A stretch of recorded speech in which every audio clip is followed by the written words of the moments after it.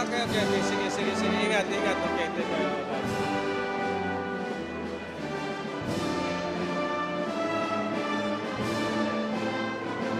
Si Sec John yun.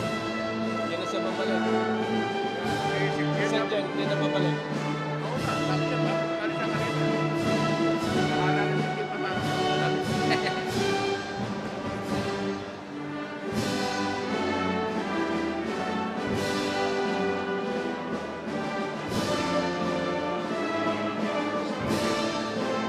Meron na siya?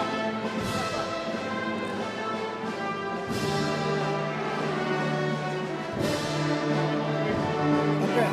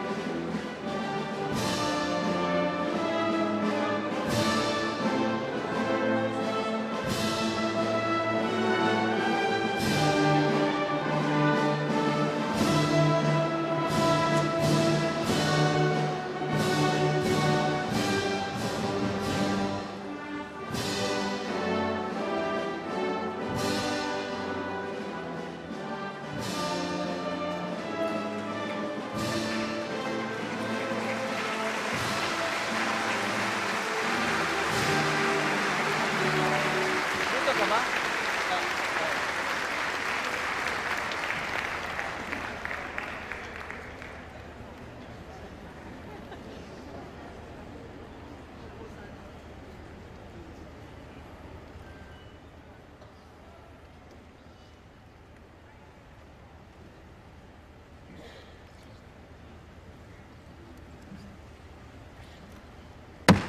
On the part of the Senate, the joint session is called to order. On the part of the House of Representatives, the joint session is called to order. Please rise for the singing of the Philippine National Anthem.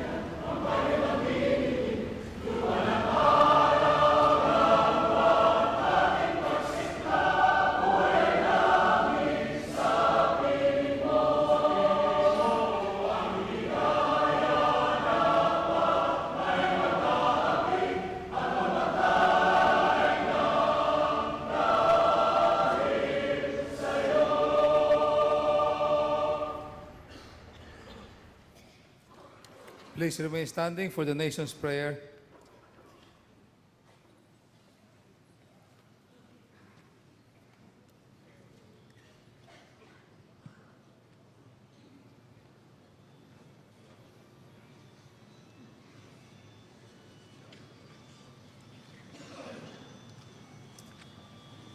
Diyos na milalang ng sansinukuban, ala na ugat ng katotohanan, bathagong may kapal na nagbibigay ng pag-asa, iparamdam sa amin ang katahimikan at pagkakaisa, ituro sa bawat isa sa amin ang tamang daan, ngayon, bukas at magpakailanman. Panginoon may kapal, Itawid niyo po ang inyong mga nilalang sa landas ng pakikipagsapalaran para sa pamilya, sa landas ng pakikipagpupuluran para sa bayan, sa landas ng pagkakaunawaan at pagkakaisa, at sa landas tungo sa inyong kalwalatian. Ang manghari sa kataas-taasan, linangin niyo po ang lahing Pilipino. Gabayan niyo kami sa bawat araw upang maisagawa ang nararapat sa bayang ito, upang maibsan ang kahirapan, upang maibandilang ang katarungan, para sa lupang tiniran, aming inang bayan, at para sa inyong kaharian. Amen.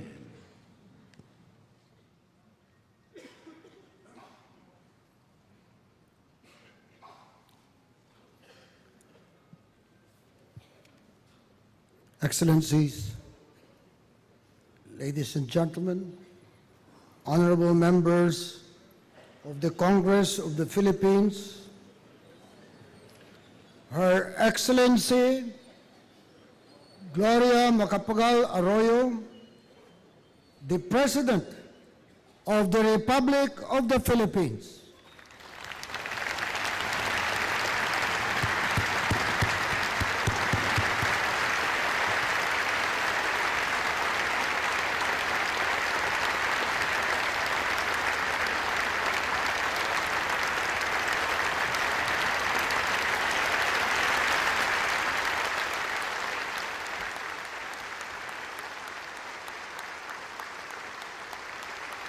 Thank you.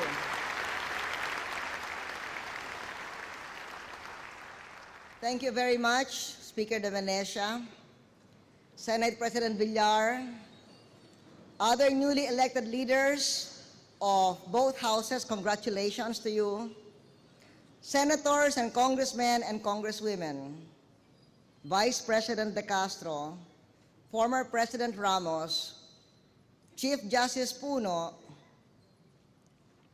our host mayor, Mayor Sani Belmonte, other government officials, members of the diplomatic corps, ladies and gentlemen. We meet here today to inaugurate a new Congress after a fresh election. I congratulate every elected official from municipal to provincial to Congress on hard-fought and successful campaigns.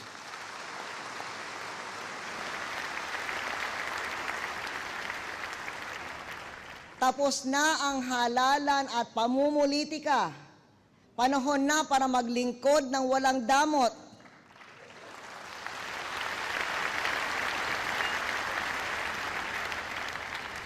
Panahon na para mamuno ng walang pangamba maliban sa kagalingan ng bayan. And to govern with wisdom, compassion, vision, and patriotism. Hangarin kong mapabilang ang Pilipinas sa mayayamang bansa sa loob ng 20 taon. By then, poverty shall have been marginalized and the marginalized raised to a robust middle class. We will have achieved the hallmarks of a modern society where institutions are strong. By 2010, the Philippines should be well on its way to achieving that vision. With the tax reforms of the last Congress, and I thank the last Congress, we have turned around our macroeconomic condition through fiscal discipline toward a balanced budget, binabayaran ng utang, pababa ang interes, at paakyat ang pondo para sa progreso ng sambayanang Pilipino. Maraming salamat muli sa nakaraang Kongreso.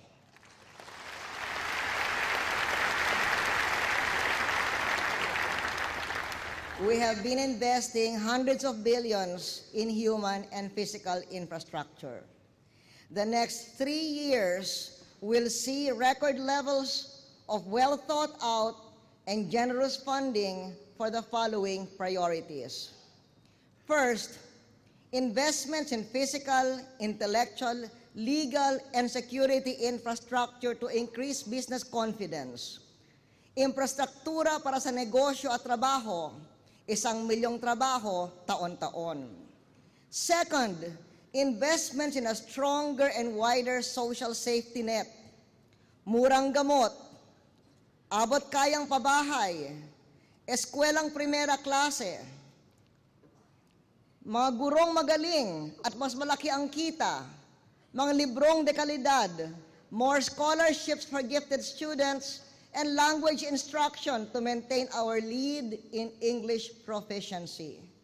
Dunong at kalusugan ang susi sa kasaganaan.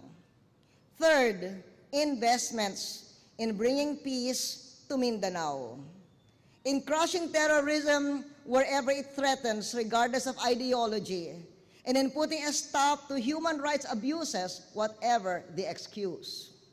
We pay tribute to the fearless 14 who were savagely massacred at Tipo-Tipo, trying to pursue a peaceful and progressive Philippines. We will not disappoint their hopes. We will not waste their sacrifice. We will not be swayed from the course we have set in this conflict for peace with justice throughout our land.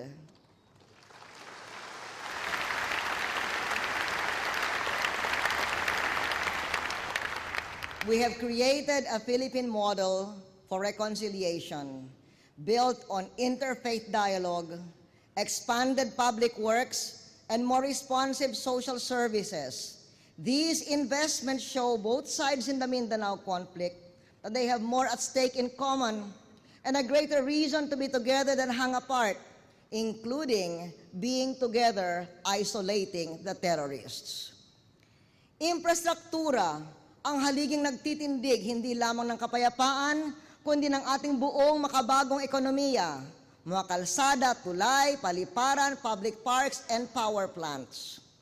Last year, I unveiled the super regions: Mindanao, Central Philippines, North Luzon Agribusiness Quadrangle, Luzon Urban Beltway, and the Cyber Corridor, to spread development away from an inequitable concentration in Metro Manila. Hindi lamang Maynila ang Pilipinas.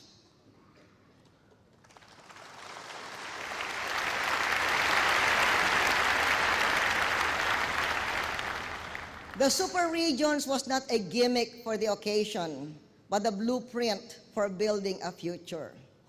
In Mindanao, our food basket, I said we would prioritize agribusiness investments. We have, and I'm happy to see in the latest survey in June that the hunger rate has sharply gone down nationwide.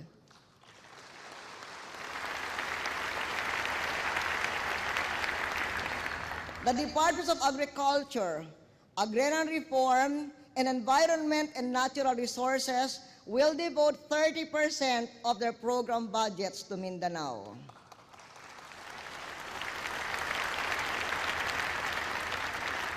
This was the recommendation articulated by Congressman Rufus Rodriguez during our Peace and Security Summit in Cagayan de Oro.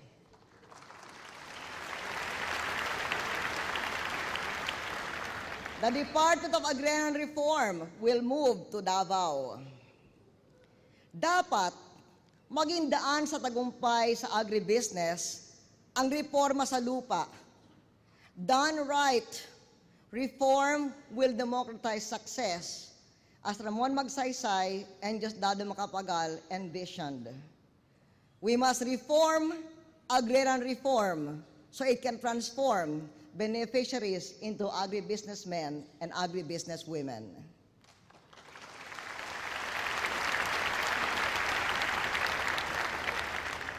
Sa gayon, dadami pa mga tampok na magsasaka, gaya ng mga nagwagi ng Gawad Saka, sina Ananias Cuado ng Combal at Demetrio Tabelon ng Butuan. Ayun.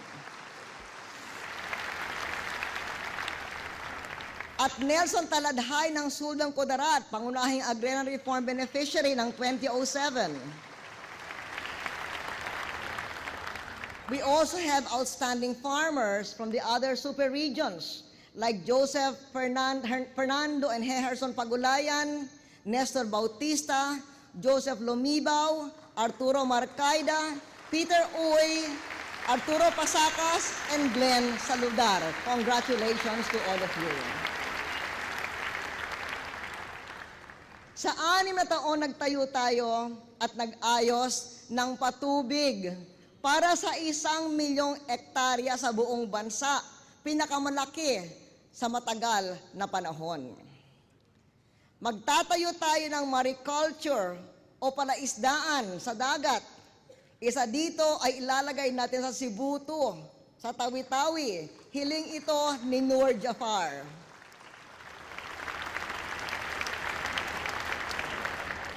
Para sa buong bansa, naglaan tayo ng 3 billion pesos para sa 3,000 kilometro ng farm-to-market roads. 1,000 kilometro sa Mindanao, gawa na ang 300.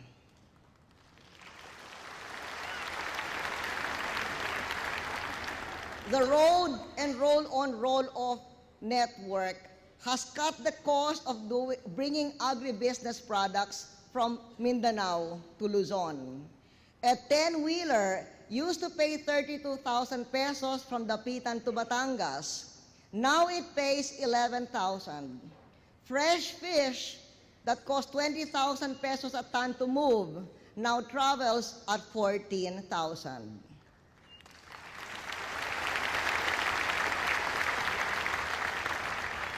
Construction is crisscrossing Mindanao. Dapitan Dakak to bring Selicarion's paradise closer to civilization. Sibuko Sirawai Siocon Baligyan. Dinagat Island Network, a baptismal gift for Glenda Ecleo's new province.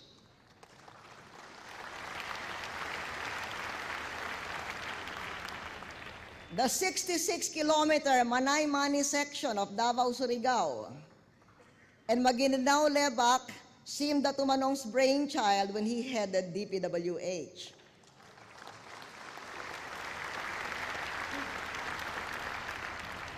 We want better airports, new bridges, and ample energy for Mindanao's rising economy.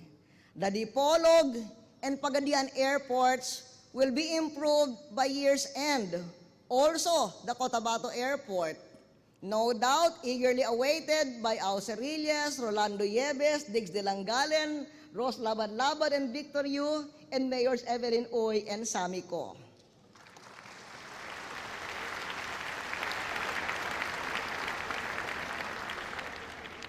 Last July 10, we inaugurated a 1.7 billion peso 900-meter bridge in Butuan, built on the initiative of Mayor Boy Dacu Plaza.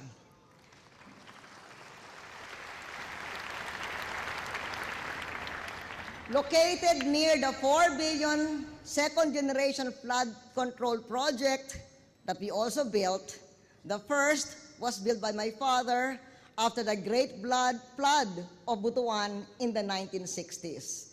Kailangan ipagtanggol ang kapaligiran at mamamayan sa sakuna.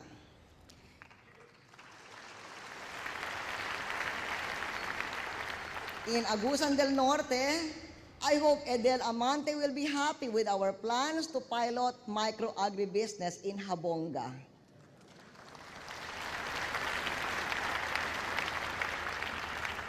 On July 8, Osamis Airport opened, bankrolled partially by Leo Ocampos, Aldo Parohinog, and Hermie Ramiro's Congressional Fund.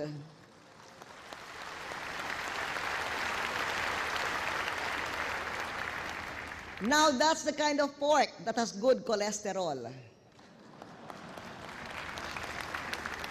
At that occasion, the MOU was signed for the Pangil Bay Bridge that will connect Osamis to Lanao del Norte and Iligan.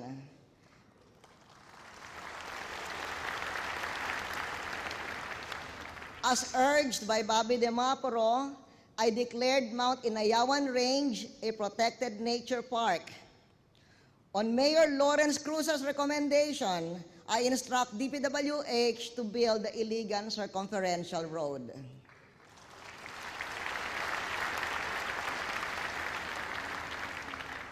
In 2004, we opened a solar plant in Cagayan de Oro. Still, Mindanao faced a 100 megawatt gap by 2009. But now a 210 megawatt clean coal plant in Fividec will fill that gap. We count on Oca Moreno and ex-Congressman, now City Mayor Tinex Haraula, to continue providing a good investment climate.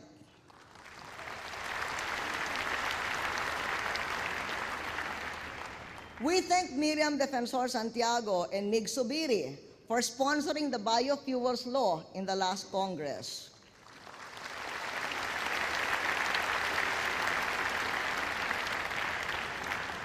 We now have 160,000 hectares of Jatropha nurseries in Bukidnon and 30,000 in General Santos. Jatropha is a 100% substitute for diesel with only 5% of its emission.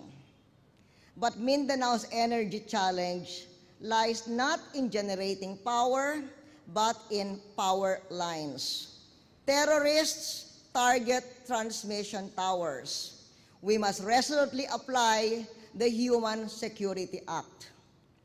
This act was first filed by Johnny Enrile in 1996, 3 years after the first World Trade Center bombing, 4 years before the Rizal Day bombing, and 5 years before 9/11. He ably crafted the final Senate version with Senate President Manny Villar and Nene Pimentel.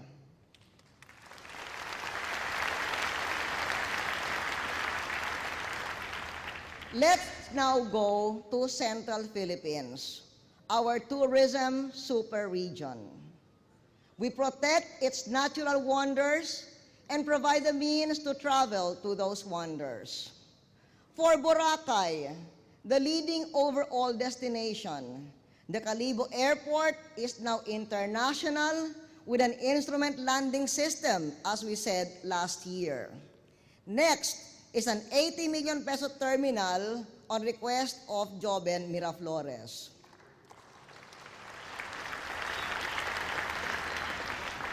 The Aklan-Libertad-Pandan Road, waiting for Japan to approve the contractors, will connect Boracay to the nature park we declared in Northwest Panay Peninsula.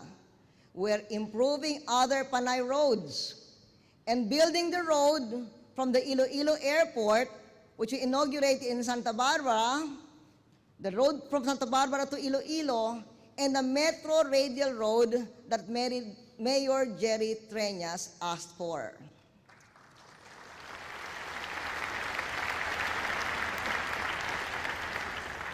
When we inaugurated the airport, I said that Art Defensor conceived the airport when he was governor, and Governor Neil Tupas midwifed it into delivery.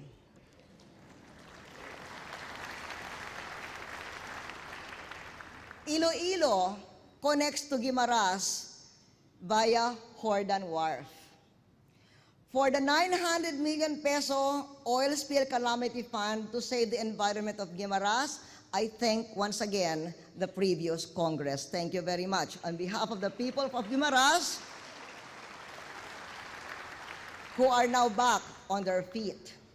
The other side of the island will connect to Bacolod soon because we started building the Sibunag-Roro Airport last May on recommendation of Governor, now Congressman Raman Nava.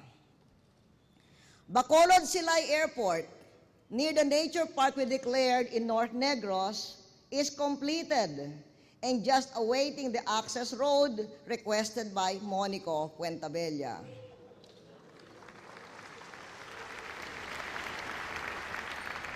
We awarded the contract for upgrading the Dumaguete Airport, as I reported to George Arnaiz last week. Boracay investors are expanding in Palawan, whose Tubataha Reefs we've declared a nature park. After the Puerto Princesa Rojas Road opened last year, we opened Taytay El Nido last March. The 1 billion peso Taytay Rojas section is ongoing. San Vicente Airstrip and Busuanga Airport are under construction, and Mayor Hagedorn has been reminding us to work on the Puerto Princesa terminal. Under construction also are the airport aprons of the Surfing Edens, Governor Ben Evardones' pet project in Giwan, and Lalo Matugas's hometown in Siargao. A 100 megawatt energy gap looms in the Visayas in 2009. The Korea electric plant in Cebu will plug in 200 megawatts only in 2010. So there's a 1-year gap. So in the meantime, 3 power barges will supply 100 megawatts, and the Panay diesel power plant will increase its run from 70 megawatts to 100 megawatts. In Central Cebu, we declared a nature park. From Cebu, the top destination for foreign tourists, the tourists can easily radiate to other destinations. Optimism is infectious and opportunity irresistible. Progress follows progress. Someone, even government, just has to get it started. Going south, Cebu connects to Tubigon and on to Ubay, Hagna, and Panglao through the Bohol Circumferential Road that we inaugurated last May 9. The local government has acquired 85% of the land for the international airport on Panglao Island, now a tourism destination of its own. Ubay links to Maasin Roro Port, which was completed last October. Now I hope there will be more divers visiting the province of Mian Mercado. Hagna Roro Port opened last May 9. It will connect to Loloy Romualdos, Mambahaw, and Lanzones in November, and on to Ginsiliban, the gateway to Mindanao. Going north from Cebu City, we take the North Coastal Road to Daan Bantayan, which was recommended to us by Gwen Garcia. Heavy traffic will cease when the 1.2 billion peso Mandaue Consolacion Bridge opens. This will be good not only for Malapascua tourism, but also for Nitoy Durano's industrial city of Danao. Daan Bantayan, Ben-Hur Salimbangon's home port, connects to Naval, Maripipi, or Esperanza, which started construction last May. We aim to finish all 3 Roro ports next year.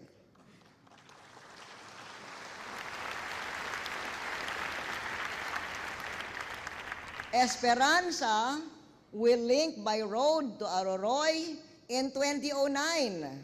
I'll be there with Lina Sachon and Tony Co for the inauguration. Please invite me.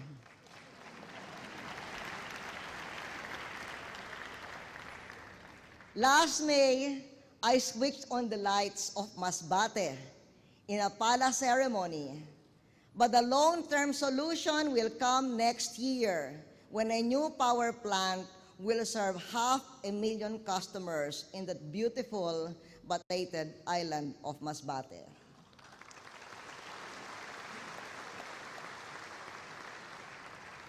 From Arroyo, we can go to Claveria, whose Roro ramp is under construction, on to Pasacao, where Roro operation started in 2002.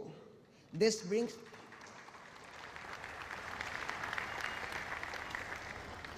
Oh, that's Bong Bravo from Claveria.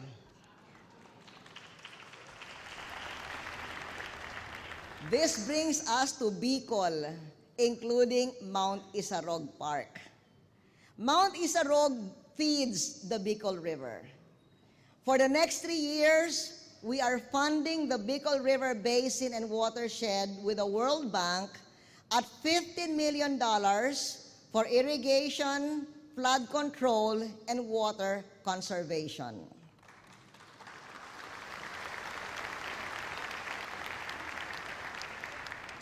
For Bicol, we have given 7 billion of the 10 billion Bicol Calamity and Rehabilitation Effort That is the biggest one-time calamity fund release in our history.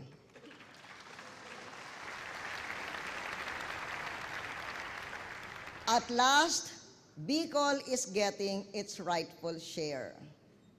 And so is the North Luzon Agribusiness Quadrangle. We're building 1,000 kilometers of farm-to-market roads. 200 are done. Ngayong tapos ng election ban, pinapaspasan ang trabaho para sa nalalabing target. Halsema Highway from Mount Data to Bontoc and the Tabuk-Tinglayan Road are being built. If you look at the chart, there is something incomplete in between. So that the Cordillera LGUs can also contribute to building more of their much-needed roads, I ask Congress to require companies to pay directly to the LGUs their share of the national natural wealth.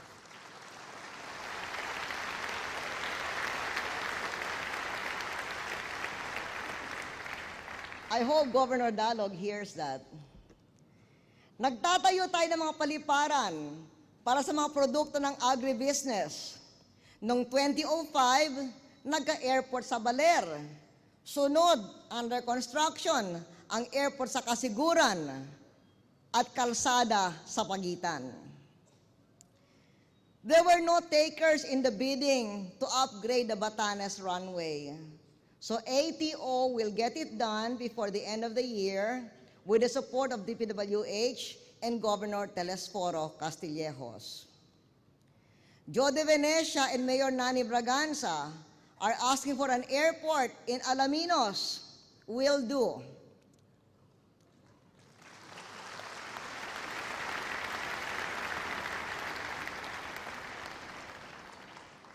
The Cagayan Economic Zone Authority and the private sector expanded the San Vicente Naval Airstrip so we don't have to build a Lalo Airport.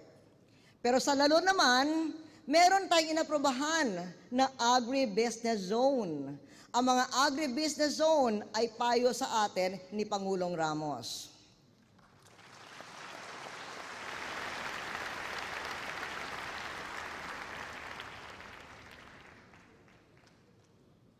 Chief Justice Puno, I'm very happy to have you present here.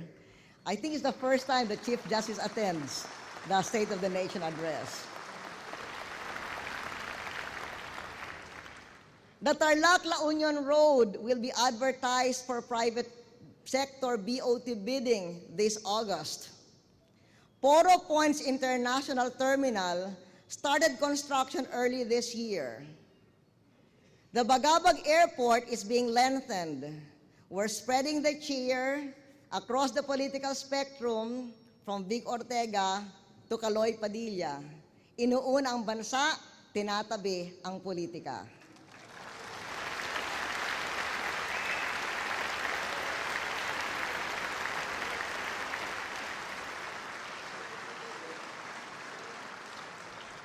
Some towns in Nueva Vizcaya, Quirino, and Isabela are included in a geohazard mapping we have done for 700 cities and towns all over the country to protect the environment.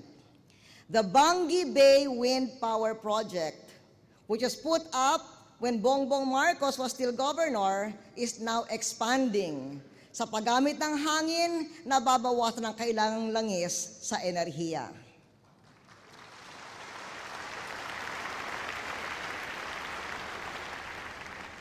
And now, the Luzon Urban Beltway, our top magnet for industry and investment.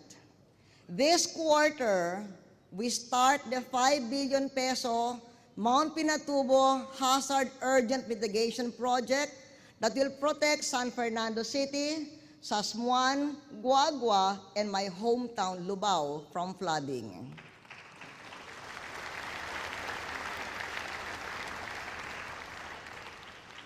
The Subic-Clark-Tarlac Expressway is in its final stages. This first world road will cut travel time between Clark and Subic from 2 hours to 30 minutes.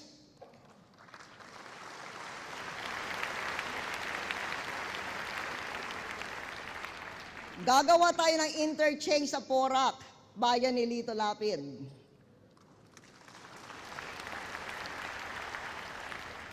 Last Thursday, with Dick Gordon, we inaugurated the container port that will make Subic, together with Clark, one of the best international service and logistics centers in the region.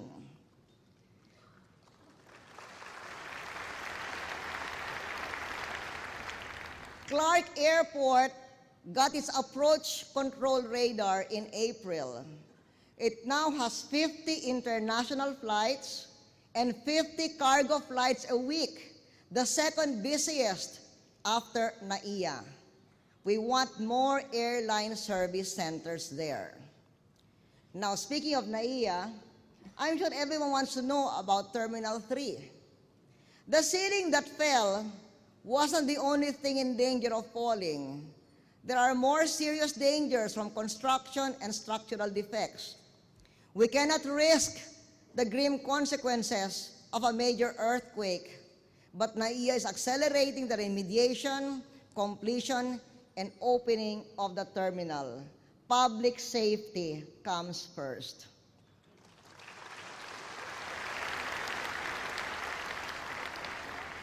Because public safety comes first, and we have many more modern airports now, I ask Congress to create the Civil Aviation Authority of the Philippines.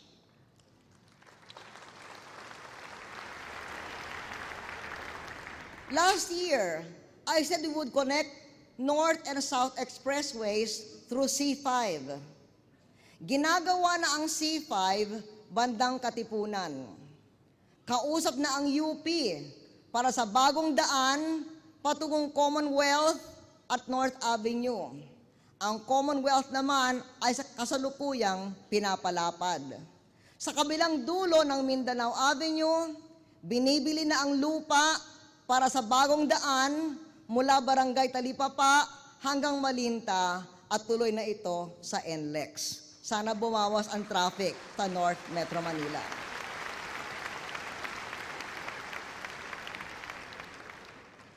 We just broke ground to continue the Skyway up to Alabang.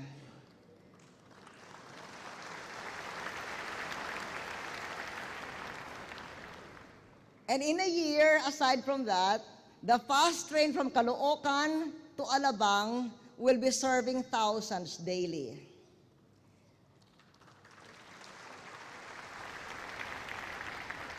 From Alabang to Santo Tomas, the South Luzon Expressway is currently being widened. And by March, Vicky Reyes, by March, SLEX will reach all the way up to Batangas Port.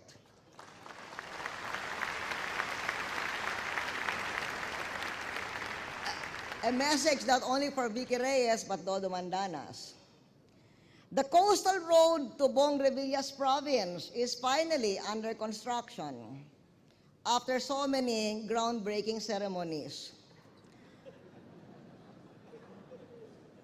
Our investment in vital infrastructure is already bearing fruit, such as the $1 billion Hanjin shipbuilding facility, said to be the largest in the world, and the $1 billion Texas Instruments microchip plant in Clark.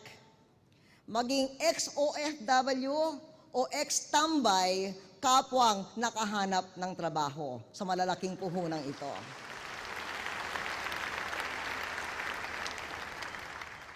As we build industry, we must ensure people have clean air to breathe. We have closed 88 firms for polluting the environment.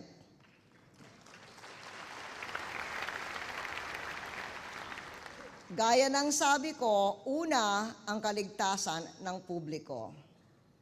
We proclaimed a critical habitat within the coastal lagoon of Las Piñas and Parañaque. Maynila's new owners have invested 7 billion pesos to bring clean and at last running water to Parañaque, Parola, Manila, and elsewhere. Manila Water did a similar 2 billion peso project for Antipolo.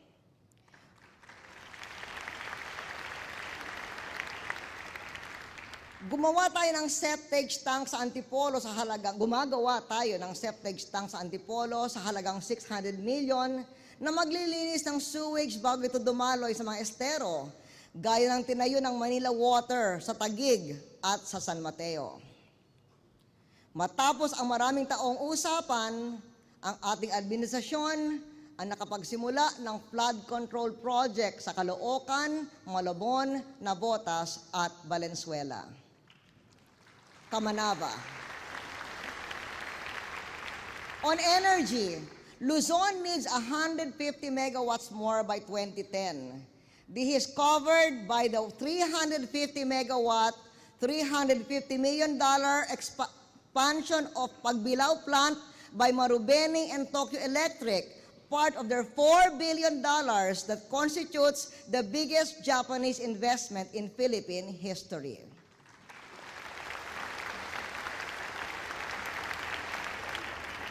We count on Governor Rafi Nantes and the people of Quezon to take care of the investment climate.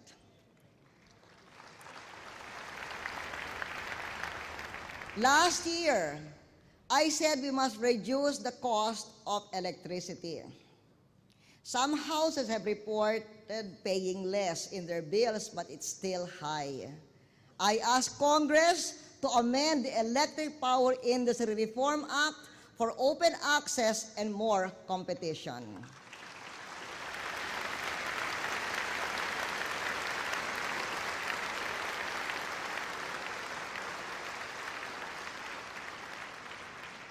The Cyber Corridor encompasses centers of technology and learning running the length of all the super regions from Baguio to Clark to Metro Manila, to Cebu, to Davao, and neighboring areas. The Philippines ranks among top offshoring hubs in the world because of cost competitiveness, and more importantly, our highly trainable, English proficient, IT-enabled management and manpower. IT ability won for Warren Ambat of Baguio City High the most innovative teacher and leadership award in Cambodia last February, topping contestants from 70 countries. Congratulations, Baguio and Warren.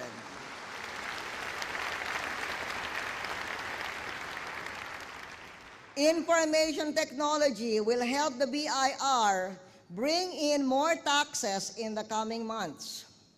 Its Revenue Watch dashboard will monitor revenue collections in real time from the national level down to the examiners. Its LGU Revenue Assurance will share information between the BIR and the LGUs to uncover fraud and non-payment before heads would need to roll per Danny Suarez's attrition law.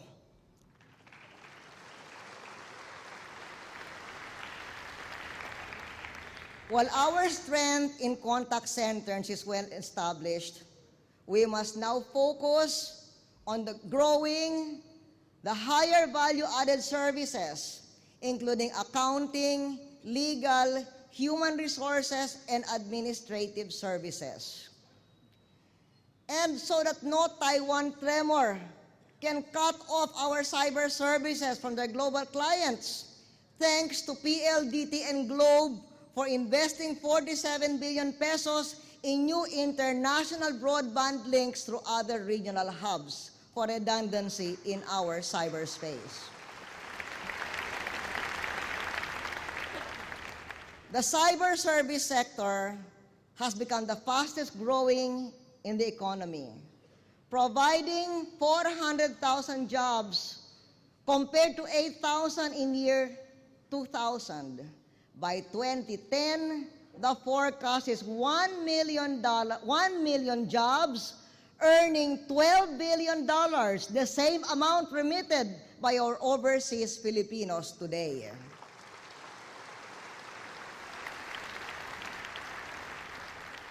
On safety net and education, last year I said that in today's global economy, knowledge is the greatest creator of wealth. Mahusay na edukasyon ang pinakamabuting pamana natin sa ating mga anak. Yun din ang tanging pamana na ayon sa batas, kailangang ibigay sa bawat mamamayan. This year, we're investing more for education. 150 billion, 29 billion more than last year. And last year, government and private sector built 15,000 classrooms instead of the usual 6,000. Noon, isang libro, bawat 5 mag-aaral. Ngayon, tig-isang aklat na bawat grade schooler.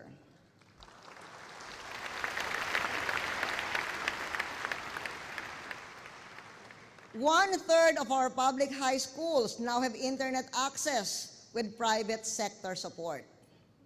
We have a scarcity of public high schools, but a surplus of private high schools. So instead of building more high schools, we give more high school scholarships. 600,000 scholars this year.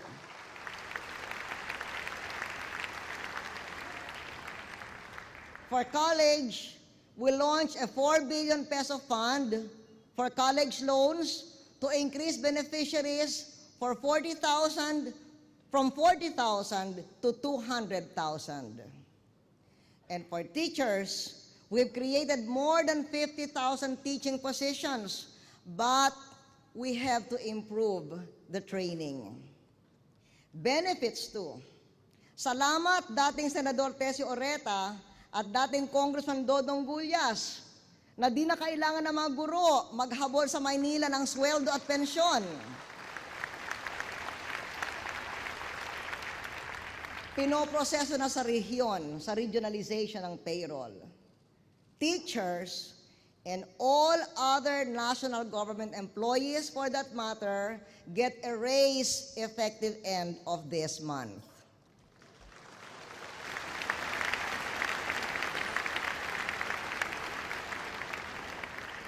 Sa TESDA, bukod sa mga sariling kurso, nagbibigay siya ng mga scholarships sa vocational schools. 600 million noong isang taon, 1 billion pesos ngayon. May 1 billion pesos pa ang DOLE for training. We're investing 3 billion pesos in science and engineering research and development technology, including scholarships for master's and doctoral degrees in engineering in 7 universities. Upgrade know-how and learning, and Filipino talent is unbeatable. Proof is biochemist Baldomero Oliveira of the University of Utah, who was named Scientist of the Year by the Harvard Foundation.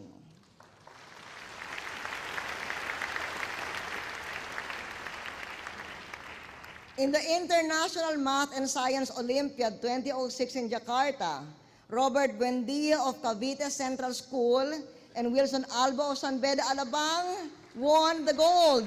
Congratulations, guys.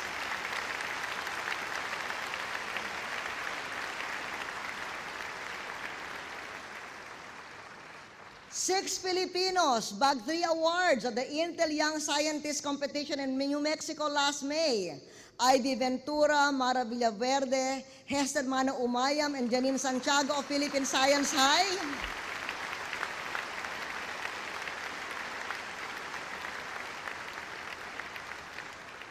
Melvin Baro of Capiz National High. Congratulations, Melvin. And Luigi John Suarez of Benedicto National High. Congratulations naman. Last week, Filipino students top billed by Amiel C. of the Philippine Science High dominated the Math World Contest in Hong Kong. Congratulations, Amiel. Congratulations, Philippine Science High. Earlier this month, Diona Aquino of the Presidential Management Staff won with her team from UP the Youth Innovation Competition on Global Governance in Shanghai.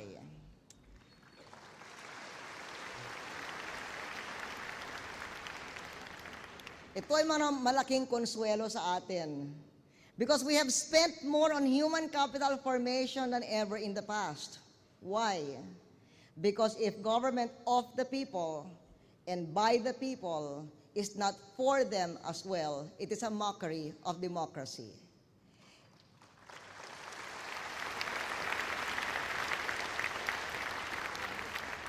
May malaking pag-angat ang kalagayan ng maralita, gaya ng trabaho, pag-aaral, at paggamot.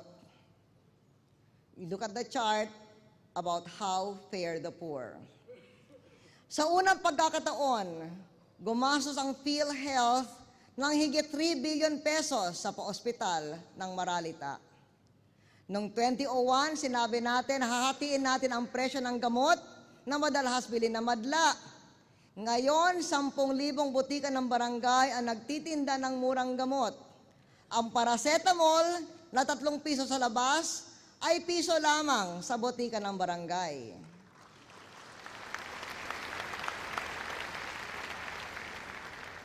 May antibiotic na binibenta ng pangunahing parmasya sa 20 pesos, 2 pesos sa butika ng barangay.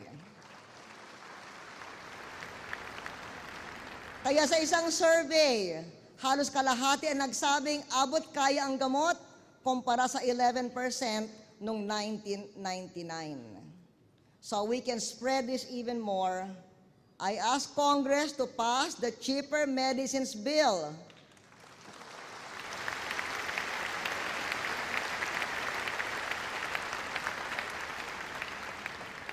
It was almost enacted in June. Almost is not good enough. Let's help Mar Rojas and Ferg Biron and Teddy Boy Locsin give our people meaningful, affordable choices from abroad and here in the Philippines. I also ask Congress to pass legislation that brings improved long-term care for our senior citizens. Asahan natin si Ed Angara.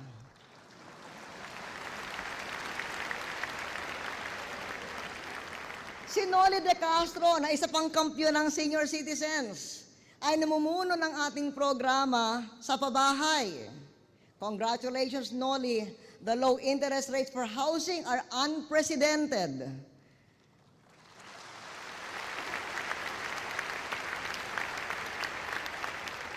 Naglaan ang Pag-ibig ng 25 billion pesos na pautang, 6 times the amount when we started in 2001.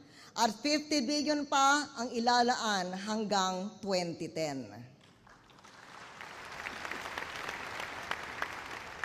On terrorism and human rights, we fight terrorism.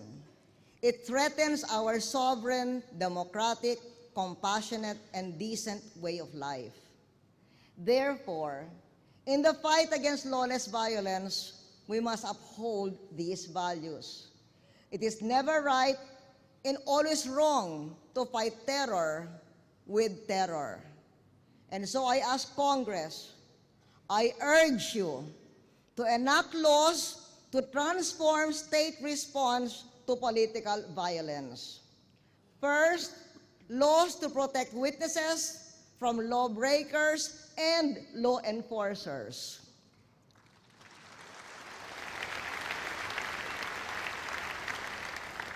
Second, laws to guarantee swift justice from more empowered special courts.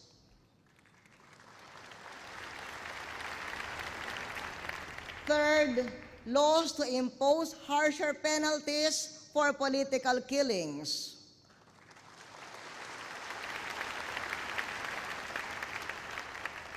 Fourth, laws reserving the harshest penalties for the rogue elements in the uniformed services who betray public trust and bring shame to the greater number of their colleagues who are patriotic.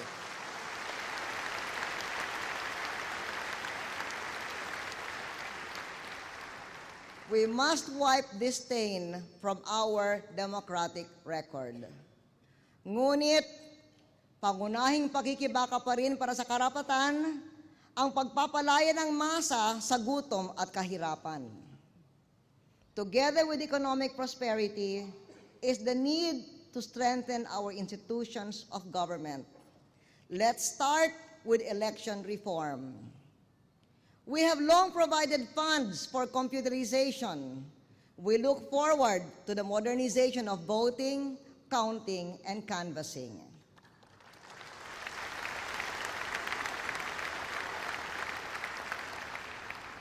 We can disagree on political goals, but never on the conduct of democratic elections. I ask Congress to fund poll watchdogs and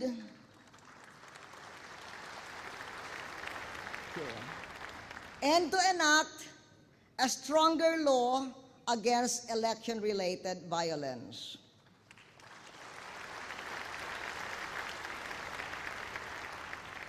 We must weed out corruption and build a strong system of justice that the people can trust.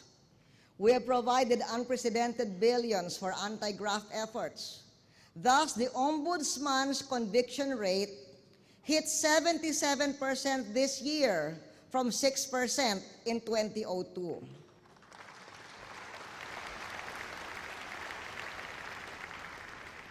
We implemented lifestyle checks, dormant for half a century.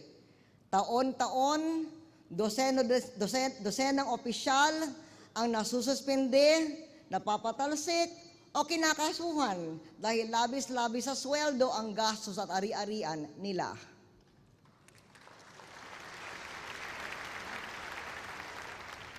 Firms who were asked for bribes in taxes, permits, and licenses dropped from one-third from one-half. Contract bribes are also down. Graft won't be eliminated overnight, but we are making progress.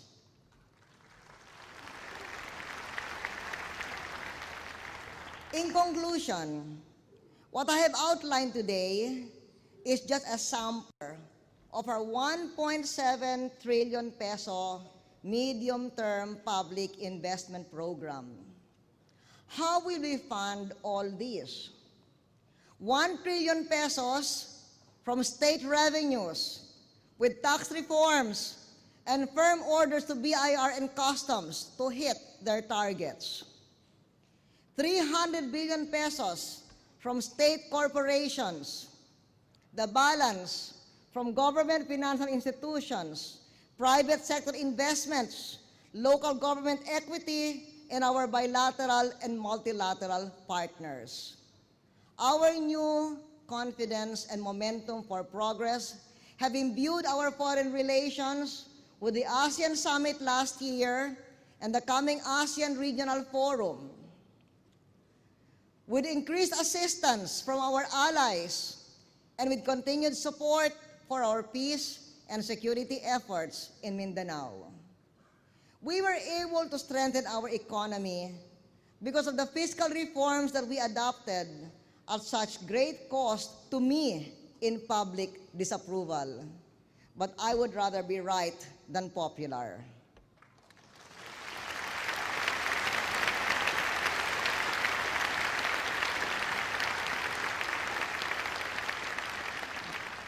Our fundamentals are paying off in huge leaps in investment. 6 na milyong trabaho ang nalikha sa 6 na taon, most in sustainable enterprises. Sa lakas ng piso, bumagal ang pagtaas ng bilihin.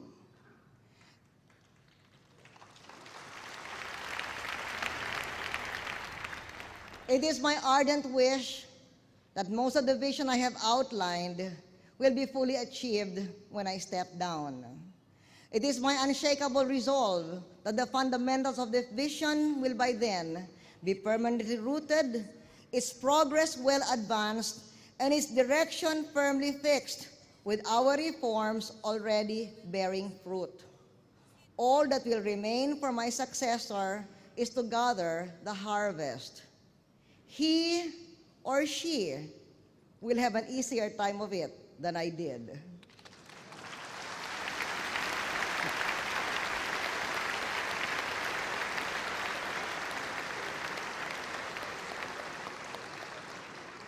They say the campaign for the next election started on May 15, the day after the last. Fine. I stand in the way of no one's ambition. I only ask that no one stand in the way of the people's well-being and the nation's progress.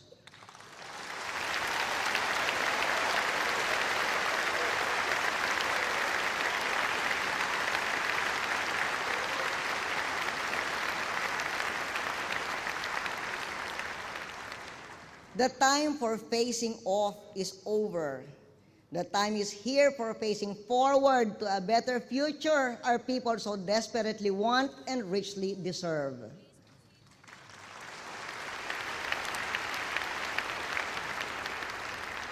Uulitin ko, hindi ako sagabal sa ambisyon ni naman.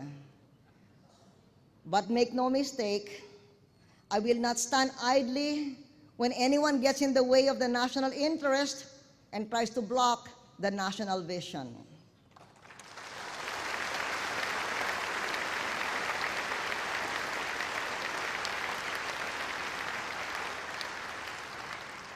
From where I sit, I can tell you, a president is always as strong as she wants to be.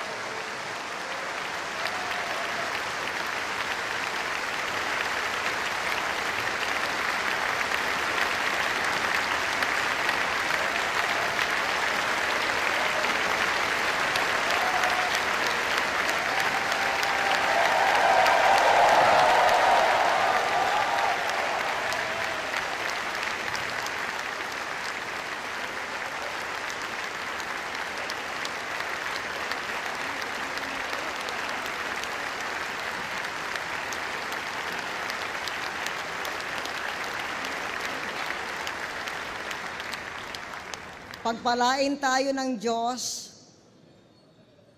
at ang dakilang gawaing hinaharap natin. The state of the nation is strong. Inyong lingkod, Gloria Macapagal Arroyo, Pangulo ng Republika ng Pilipinas.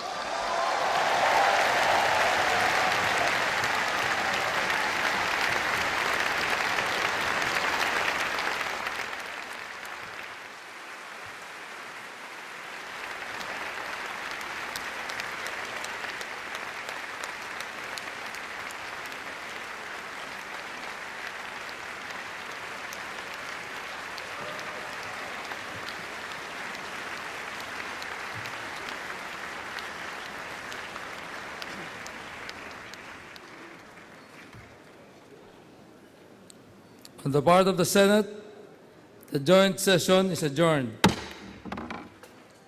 On the part of the House of Representatives, the joint session has come to an end. It is adjourned.